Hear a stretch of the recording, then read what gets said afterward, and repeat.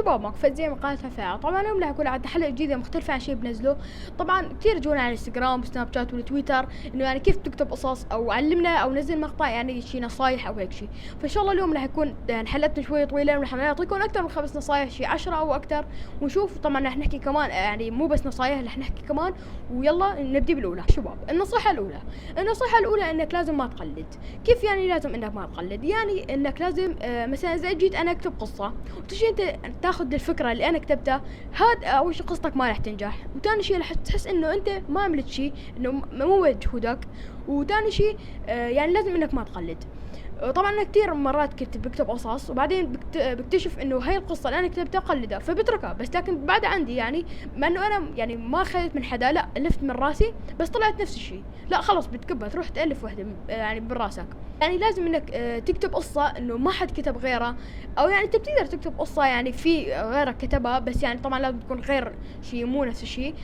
بس لكن اذا بدك يعني قصتك تنشهر او انك بدك تتقلب بسرعه، انك تكتب قصه ما حد كتبها جديدة، ويعني قصة رعب، قصة أي شيء بدك إياه، وتكون إنه جديدة مشان تنشهر أكتر. ويلا نروح نشوف النصيحة اللي بعدها. النصيحة اللي بعدها يعني لازم أنت إنك تبتكر الشخصية. كيف يعني؟ يعني لازم تعمل شخصية إنه جديدة. مثلا في شخصيات كرتونية، في شخصيات حقيقة. مثلا نقول أي مسلسل باب الحارة، شخصية معتز، هذا الشيء شخصية انك لازم انت تبتكر شخصية، مو تقلد مثل ما قلنا اول شيء، لازم ما تقلد، تبتكر شخصية من دماغك، تبتكر شخصية شفتها، تاخذ يعني اجزاء. مثلا اليوم انا شفت معتز، شفت ابو شهاب، تاخذ الشيء المنيح من هاد، تروح تاخذ من الشغل الثاني من هاد، مشان تدمجهم مع بعض وتعمل شخصية جديدة يعني بس تكون مختلفة ما حد عملها، ومشان تعجب الناس. طبعا ما انك تعملها كتير قوية او هيك. اذا بدك تعمل هيك لازم تكتب قصة يعني كرتونية. اما اذا بدك تعملها يعني شخصية مليحة، شخصية ذكية، شخصية هيك، تاخذ شخصية وتاخذ كل واحد الى الشيء اللي بده اياه. نروح نشوف هلا اللي بعده. النصيحة الثالثة انك لازم تبتكر شخصيات مثل ما انك تبتكر الشخصية الاولى، بس لا انا ما بقصد انك تبتكر بس شخصية وحدة، لازم انك تبتكر اكثر من شخصية، وما تعمل انه بس هذا القوي الباقي كلهم ضعاف، الباقي كلهم هيك. لازم انك تخلي انه مشاهد ما يعتمد على شخصية واحدة، خليه يعتمد على شخصيتين، 3 شخصيات، 4 شخصيات. يعني تكون في شخصيات قوايا، في شخصيات مثلا بتحاربوا، شخصيات اي شيء، مشان المشاهد يستمتع انه هو عم يشوف انه مو بس هذا البطل هذا اللي ما بيموت، لا تخليش مثلا شغال واحد ضده، واحد يقدر يفوزه، واحد يقدر هيك. يعني فهمت انتوا اللي بدك اوصلكم اياه. ومثل ما تكون كمان ما بتعملوا التقليد.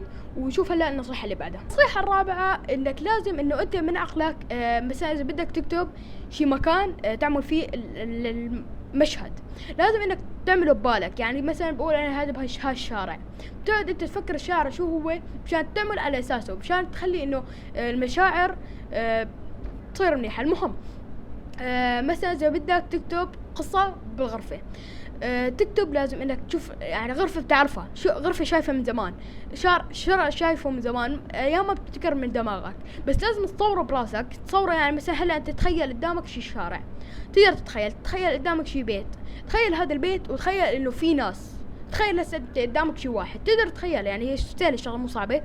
ومشان انك لما بدك تكتب القصة بتعرف انه انت بتعرف يعني بدك تكتبه.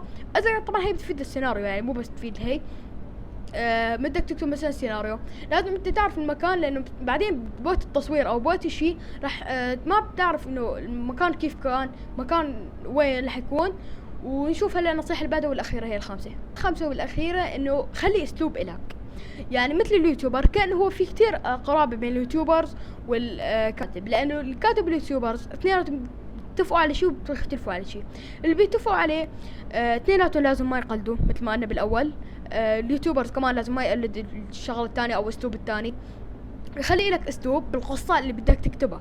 يعني كيف بخليك اسلوب قصتك؟ مثلا اذا بدك تكتب لي رعب، خلي الاسلوب تبعك. يعني مثلا في مثل ما شايفين هذول قصص الرعب اسلوبهم انه بيحكوا عن حالهم، هذول قصص مثل قناة دستورة وهيك شيء، كانوا هن عم بيقولوا قصة رعب. في طبعا 3 اشياء للقصة رعب، يعني 3 اشياء طبعا هلا بعد شوي رح احكي لكم عليها. مثل ما يكون خليكم انكم انتوا الاسلوب تبعكم انتوا كتبوا فيه. طبعا تقدر تغير الاسلوب اللي بدك اياه. وهلا رح نقول اساليب ويلا يا شباب. هلا رح نقول 3 اساليب. طبعا انا ما بعرف اساميهم يعني ما في لهم اسامي بس رح اشرح لكم اياها. الاول اسلوب يعني اذا بدك تحكيها مثل ما شرحنا قبل شوي انك اسلوبك انه يكون انت عم تحكي القصه. مثل ما شايفين قناة الدور قناة الرعب انه هن عم بيحكوا القصة كأنه صارت هي معهم القصة وانه كأنه هن دخلوا الباب يعني عم بيحكوا الان الحادث يعني كأنه اللي عم بيصير هلا. هذا الاسلوب في شوي صعب في شوي انك تلاقيه سهل. الصعب اللي حتلاقيه انك لازم الاخطاء اللي حتصير معك اذا بدك تكتب القصة يعني لازم اذا بدك تكتب شيء ما تكون كتير طويلة. لازم تكون لك انك تفتهم تكون بتعرف بهذا المجال مش هتقدر تعملها مليح. مثل ما انكم شفتوا القصص يعني تكتبوا يا ما تكتبوا قصة شي صغيرة بترهم عليك شي. بس انا هلا بدي اكتب قصة. طبعا هو كتاب انا هلا عندي كتاب هون كتبته قبل شي شهر شهرين كملته لهلا البارحة اولته كملته وعندي سيناريو كامل. فهلا عم بكتب كتاب انه بدي شي يصير الان يعني بدي يصير هلا عم مثل كانوا عم بقول انه هلا انا بحكي كانه مثلا خلينا نقول دخلت على المدرسه بقول وانا هلا خايف وعم بدخل على المدرسه. هون انت قلت شغله انه هلا صار عم بيصير معك ما عم بيصير قبل اما بدك يصير قبل هلا بحكي عليها. يلا هي انه كانك عم تتذكر الاسلوب التامي. كيف يعني كانه مثلا تقول انا كنت قبل كنت شاطر مثلا. هلا انا هذا الكتاب اللي كتبته عم بكون عليه طبعا ده هلا جبت. اوكي يا شباب انا هون دقيقة خلينا نفتح لكم اياه.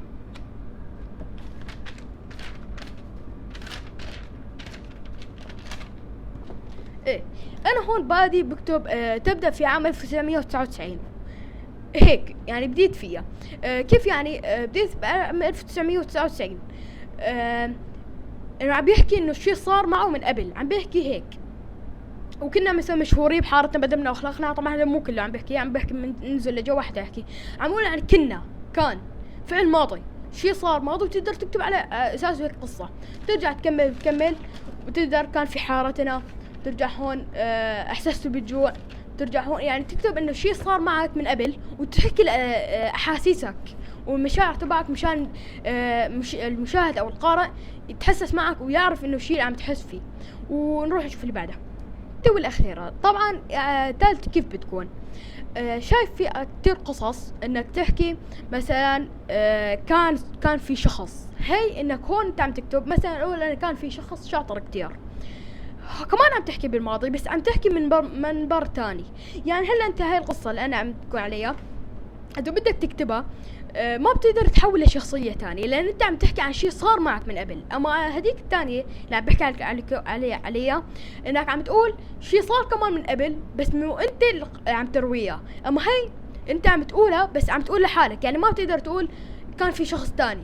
كان في شخص تاني تقدر تقول بس لكن ما تقدر تقول شو كان عم بيشعر شو كان عم يعني احس بجوع ما بتقدر تقول هذا الشيء. اما تاني مثلا كان في شخص شاطر كتير بعدين تقدر تقلب وتقول وكان يوجد شخص ثاني شاطر كتير او كسلان. المهم يعني انك في فرق. طبعا هلا رح نحكي عليهم اكثر بس بعد ما نروح فصل الاعلاني ونرجع. يا شباب طبعا رح نحكي على انك كيف بدك تكتب كتاب او قصة. طبعا احنا هلا رح نحكي على هذا الشيء وان شاء الله الحلقة الجاية رح نحكي لكم عن السيناريو وعن كيف تكتب عن شو النصايح وهيك اشياء. طبعا في فرق بين الكتاب والقصة طبعا اكيد يعني بتعرفوا هذا الشيء. الكتاب طبعا لازم يكون اكثر من شيء 30-40 صفحة. اذا كان اقل بيسموه رواية او تقدر كمان تعمل او رواية هي طبعا تكون 500 صفحة فيه. قصة تكون تقريبا 3 صفحات بالكتير 4-5 او في مثلا لا والله في اكتر. يعني هلا دايما برجع لكم هلا جبت لكم كتابين. في عند هذا هو كتاب طريق الاشباح اسمه هو مجزأ هو رواية مثل ما شايفين سلسلة روايات. في انه مو بس كاتب وحده شوفوا هون مثل ما شايفين. طبعا هو كتاب قديم يعني تقريبا من عام 1900 هيك شيء. ايوه دي سلسلة رسالة من عالم الاشباح. هي كاتب لك قصص يعني تكمل تقرا. هاي هو كتاب او رواية بس هي رواية تكون عن اجزاء قصص. رواية يعني انك تكتب رواية وتكتب فيها تكون فيها قصص. لازم تكون فيها قصص مو تكتب بس فيها قصة واحدة تكتب فيها قصتين 3 لا لازم اكثر من 10 قصص. طبعا هلا نرجع نكملكم نرجع يعني كان طبعا تكون شوي طويلة اذا بدك. هو مو طويلة يعني هي بتطلعها يعني تطلع لك 2-3 صفحتين من الكبار. ديو هون بعد شي تقريبا 20 صفحة، لأنه هي مثل ما تكون صغار. رجعوا بالشغلة الثانية شبح ديو شبح على الطريق. هو نفس القصة يعني، روايات عم بيحكي فيها مثل ما قلنا لكم. اما في عندكم هي القصة، طبعا هي قصة يعني صار قديمة كتير، صار شي 7 سنين. هي طبعا يعني صغار. مثل ما شايفين يعطيك صور ويعطيك فيها حكايات. هي قصة، هي اذا بدك تطلعها يعني ما تطلع، هي قديش هي 8 صفحات بس، كل وحدة يعني هالقد الكتابة تبعها، والباقي كلها صور. فيعني بتطلع صفحة وحدة او تقريبا او اكثر. مثل ما قلنا لكم الصفحة لازم قصة بتطلع مثل هي او مثل هي. هي رواية انك تيجي تكتب فيها يعني روايات من قصص، رواية كاملة كتاب يعني تقدر تقول، وفيها مجموعة من القصص. اوكي شباب، طبعا هلا نحكي لكم عن الكتاب.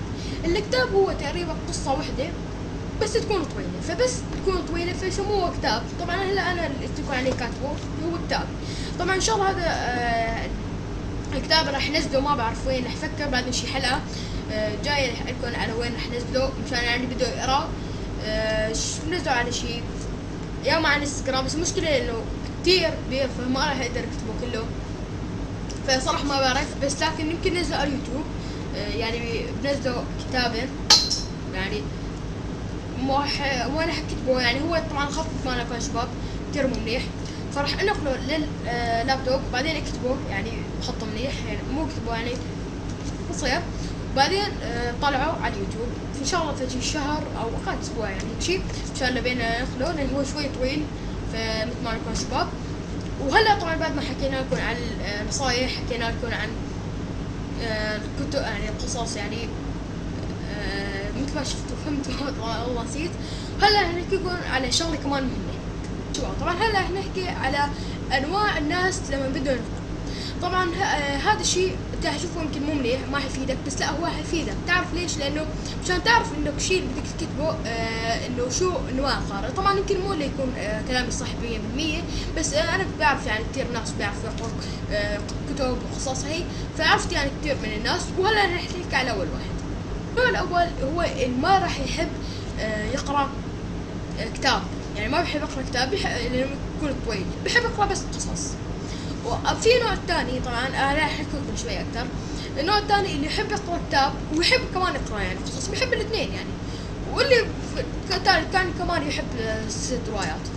فسلسلة الروايات هي تكون احسن شيء، يعني اذا بدك تكتب رواية راح تكون تفيد الاثنين، لانه هذا اللي بيحب يقرا كتاب فراح يقرا رواية كاملة، يعني هي مثل هي روايات وكمان فيها قصص ما شفنا هي.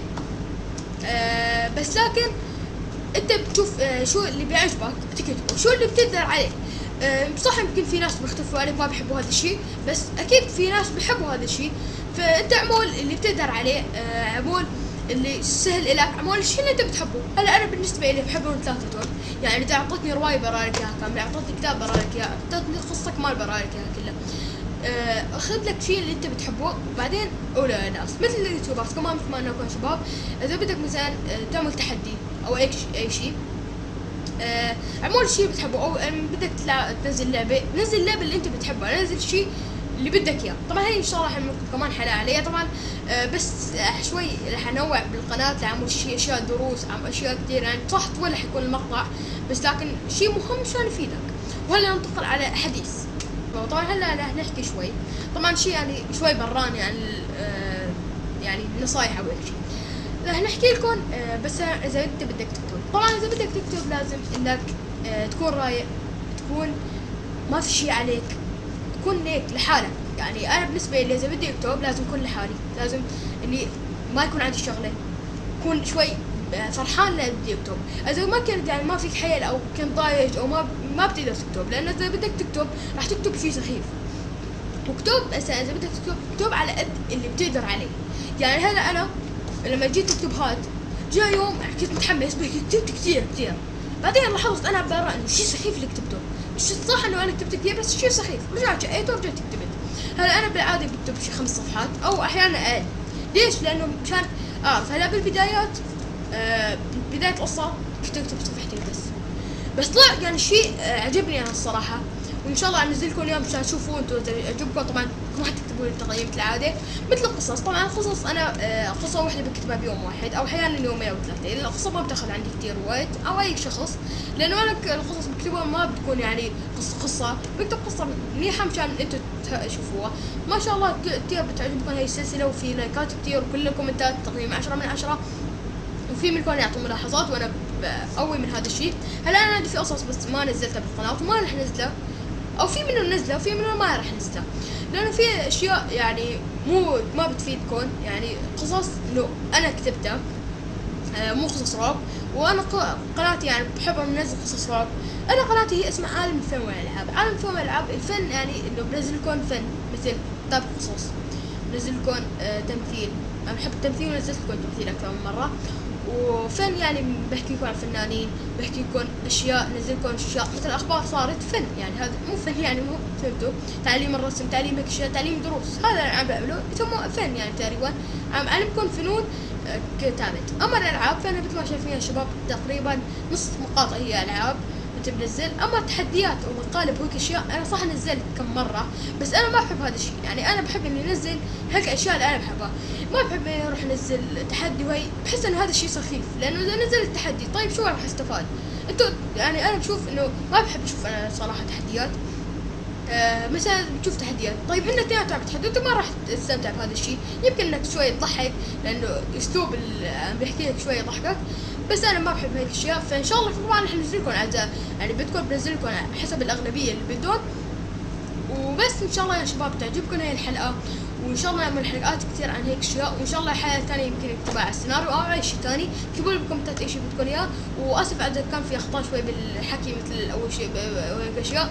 فان شاء الله تعجبكم، ويلا مع السلامه.